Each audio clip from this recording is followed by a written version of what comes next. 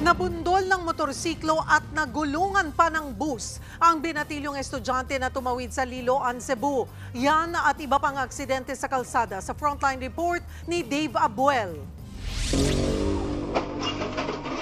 Patakbong tumawid ng pedestrian lane ng 17 years old na lalaking estudyante nang mabundol ng humaharurot na motorsiklo sa Liloan, Cebu.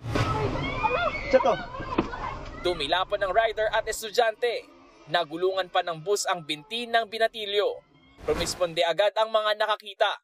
Dinala sa ospital ang mga biktima. Ang masaklap, posible raw putulin ang kaliwang binti ng estudyante. Patuloy na iniimbestigahan ang disgrasya. Nakabulagta ang dalawang lalaki at nakasubsob ang isang rider sa San Jose del Monte, Bulacan. Dead on arrival sa ospital ang rider na napag-alamang 17 years old pa lang.